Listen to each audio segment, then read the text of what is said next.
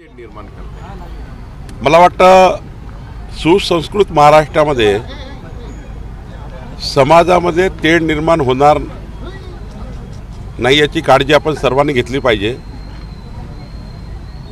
आणि मला वाटतं सर्वच राजकीय पक्ष हे महाराष्ट्र शांत ठेवण्याचा नेहमीच प्रयत्न करतात। महाराष्ट्राची संस्कृती आहे।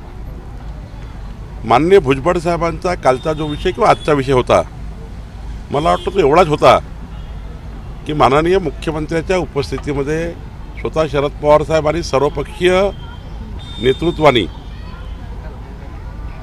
जो मुख्यमंत्र्याला पाठिंबा दिला, मराठा आरक्षण संबंधाने मराठा आरक्षण देताना मराठा समाजाला आरक्षण दिलंच पाहिजे, त्याच्याकरता भाजपाने सुद्धा ठराव करून मुख्यमंत्र्याला मागणी केली आहे।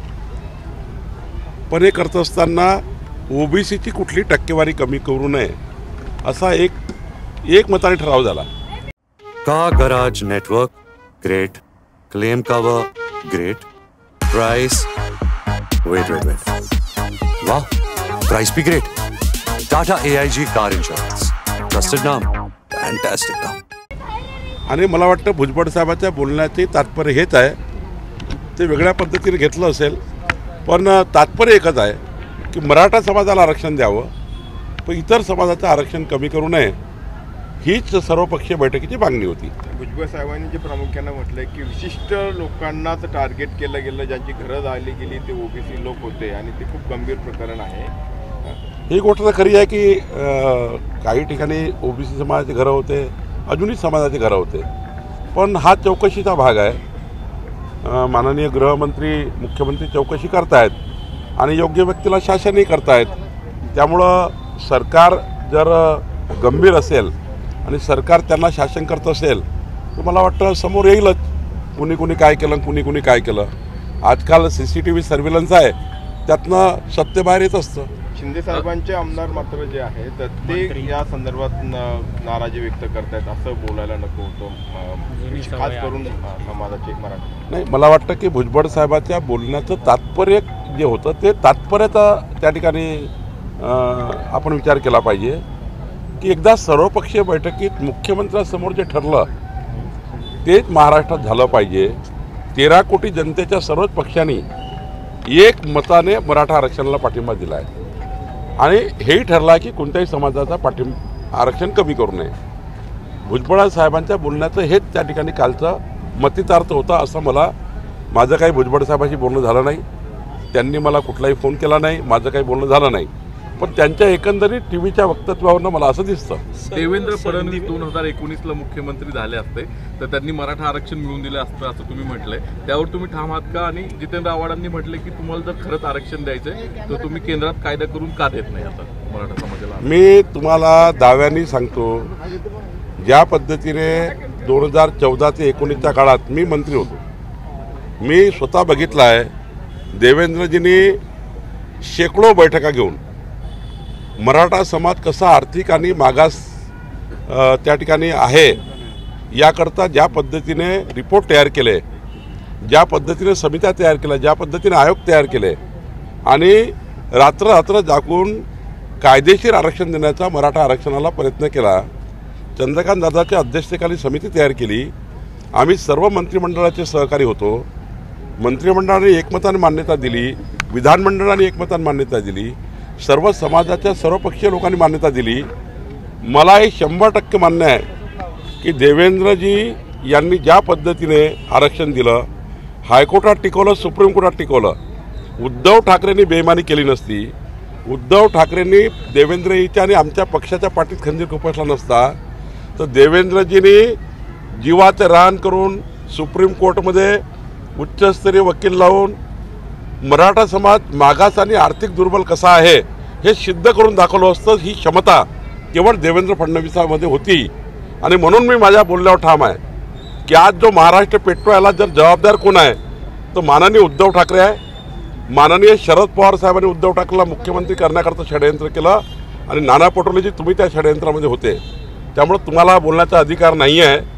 खरे या ठिकाणी मारक जे आहे मराठा समाजाच्या आरक्षणाचे हे महाविकास आघाडी सरकारमधले नेते आहेत, या बोलण्यावर मी ठाम आहे. तर या सगळ्यामध्ये देवेंद्र फडणवीसांना विलन ठरवण्याचं काम सुरू आहे असं तुम्हाला म्हणायचं का, खास करून मराठा आरक्षणाचं आंदोलन? नाही, देवेंद्रजीला कोणी विलन ठरू शकत नाही. त्यांचा काम हे सूर्यप्रकाश एवढं सत्य आहे. मराठा समाजाच्या एक एक घराला एक एक बांधवाला माहिती आहे. त्यांना कोणी विलन ठरू शकत नाही, पण कन्फ्युजन तयार करतात.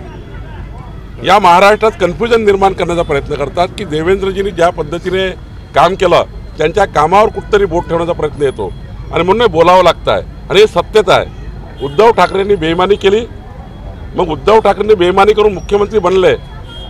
त्यांनी आरक्षण का टिकवलं नाही? का सुप्रीम कोर्टमध्ये जाण्याकरता 4 वेळा दिल्लीत गेले नाही? का त्या ठिकाणी सुप्रीम कोर्टच्या मोठ्या वकिलाशी भेटले नाही? का त्या ठिकाणी मोठ्या प्रमाणावर सॉलिसिटर जनरलच्या चर्चा केल्या नाही? फेसबुक लाईव्ह करत राहिले. जे मुख्यमंत्री 2 वेळात मंत्रालयामध्ये येतात 2.5 वर्षात, ते काय मराठा आरक्षण टिकवणार आहे? आणि म्हणून मराठा समाजाला जे आज आंदोलन केले आहेत आज, ते या भावनेने केले आहे की ते तर देऊ शकत नव्हते. त्यांनी तर डुबवलंच आहे महाविकास आघाडीने. पण एकनाथ शिंदेचं सरकार देऊ शकतं आणि एकनाथजीवर मला या ठिकाणी विश्वास आहे आणि एकनाथजी शिंदेवर मला विश्वासही आहे आणि मला गॅरंटी आहे की ज्याप्रमाणे छत्रपती शिवरायासमोर नतमस्तक होऊन मराठा समाजाला आरक्षण देण्याचं जाहीर वक्तव्य माननीय एकनाथ शिंदेनी केलं. खरं तर ते नेमके त्या ठिकाणी आरक्षण देण्याकरता केलं आहे. मराठा समाजाला नक्की आरक्षण मिळेल असं मला वाटतं. राज्यामध्ये ग्रामपंचायत निवडणुकीमध्ये भाजपचा परफॉर्मन्स राज्य पातळीवरती चांगला राहिला असला तरी इकडे पश्चिम महाराष्ट्र किंवा पुण्यामध्ये अजित पवारांनी मिळवलेलं यश जे आहे ते भाजपचं यश दाखवणारं ठरतंय. मर्यादित भाजपच्या विस्तारावरती मर्यादा येतात असं तुम्हाला वाटतं? नाही, मला पहिल्यापासून वाटतं आहे की पश्चिम महाराष्ट्रामध्ये ज्या भागात निवडणुका होत्या त्या भागामध्ये मोठ्या प्रमाणावर राष्ट्रवादी काँग्रेस म्हणजे अजितदादाचं अनेक वर्षाचं कार्य त्या ठिकाणी आहे आणि अजितदादालाही मान्यता त्या भागामध्ये आहे. अनेक वर्षाचं काम आहे आणि त्यामुळं जो कार्यकर्ता रस्त्यावर काम करतो, कार्यकर्त्यासोबत काम करतो, कार्यकर्त्याच्या भावना त्या ठिकाणी जपतो, त्यांना यश मिळत असतात. आणि अजितदादांनाही का मान्यता मिळाली महाराष्ट्रामध्ये? त्यांनाही त्यांच्या कामावर तर मिळालीच आहे, त्यांच्या नेतृत्वाला मिळालीच आहे. पण ज्या पद्धतीने अजितदादांनी महायुतीमध्ये प्रवेश केला तो या भावनेने केला आणि या वक्तव्याने केला की जगातला सर्वोत्तम भारत निर्माण करण्याची क्षमता मोदीजीमध्ये आहे, म्हणून मी महायुतीमध्ये चाललो आहे. याही शब्दाला जनतेने स्वीकारला आहे आणि म्हणून अजितदादांना, महायुतींना, सर्वांनाच आम्हाला मोठं यश या महाराष्ट्रात मिळालं आहे. ग्रामपंचायत के नतीजे जो है शिवसेनेला यश कसं मिळालं? शिंदेच्या शिवसेनेचा जो भाग आहे त्या भागामध्ये ग्रामपंचायत निवडणुका कमी होत्या. काही ठिकाणी आम्ही जास्त आहोत, विदर्भात आम्ही जास्त आहोत, त्या ठिकाणी मराठवाड्यात आमचा भाग आहे. काही भागात कोणी कमी असतं, काही भागात कोणी जास्त असतं. ग्रामपंचायत निवडणुका ज्या भागात जास्त लागल्या, जसं आता पश्चिम महाराष्ट्रात 3-4 जिल्हे जे अजितदादाच्या प्राबल्य राहिला त्याच्या भागात जास्त लागल्या आहेत. त्याच्यामुळं काही ओव्हरऑल पूर्ण महाराष्ट्र नव्हता, पण खऱ्या अर्थानं चांगलं यश मिळालं आहे. याच्याबद्दल मला अभिमान आहे. मी मोदीजी, देवेंद्रजी, आमचे राष्ट्रीय अध्यक्ष एकनाथजी, अजितदादा आणि महाराष्ट्राचा आणि केंद्रातल्या सरकारचा आभार मानतो. या दोन्ही सरकारनं जे उत्कृष्ट कामं केले आणि महाविकास आघाडीनं ज्या पद्धतीने 2.5 वर्ष महाराष्ट्र मागे आणला, आम्हाला याचं यश मिळालं आहे आणि त्यामुळं हे चांगलं यश आहे. मी मतदारांचा आभार मानतो. क्या इसका असर लोकसभा चुनाव पे भी यही ट्रेंड दिखेगा? आपको लग रहा है, आपने पहले भी कह चुके हैं कि 48 सीटों का जो 1000% 45+ सीटें महाराष्ट्र में महायुति की आएंगी, 225 विधानसभा की सीटें आएगी. और ये चुनाव का इसलिए असर जाता है, ये चुनाव वहाँ के मेंबर से नहीं हुआ है, जनता से हुआ है. जनता से थेट चुनाव हुआ है, डायरेक्ट चुनाव हुआ है. तो जब डायरेक्ट चुनाव होता है तो पार्टी इन्वॉल्वमेंट हो जाता है. तो पार्टी का इन्वॉल्वमेंट होकर ही सरपंच बनता है. इसलिए सरपंच जब चुनाव जीत के बाहर आता है तो कोई ना कोई झंडा लेके आपको दिखेगा, इसलिए इसका असर होता है. और मुझे इस बात का विश्वास है कि हमारे सरकार का जो 1.25 साल का परफॉर्मेंस था महाविकास आघाड़ी का, महायुति का, ये जोरदार रहा है शिंदे जी के नेतृत्व में. और माननीय मोदी जी ने अभी जो सबसे जोरदार जनता के लिए जो योजना दी है, विश्वकर्मा योजना, मोदी जी ने परसों जो और 5 साल के लिए गरीब आदमी को अन्न सुरक्षा अभियान का लाभ डिक्लेयर किया है. 5 साल के लिए आगे गरीब आदमी को अनाज मिलेगा लेकिन पैसे नहीं लेंगे.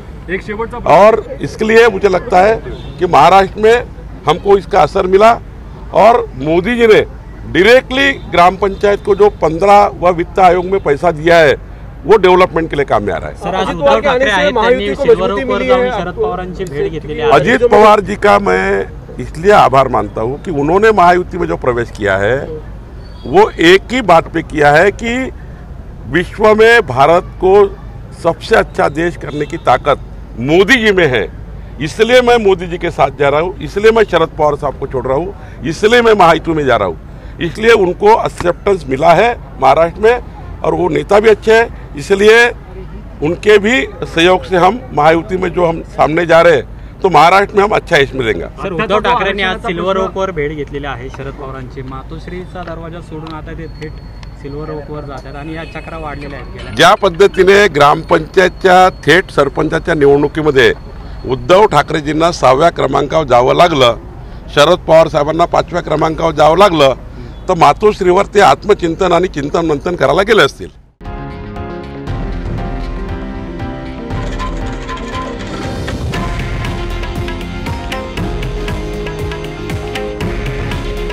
हे आहे देशातील नंबर 1 न्यूज नेटवर्क आणि आपण पाहत आहात TV9 मराठी। काळजी तुमची, हित महाराष्ट्राचं।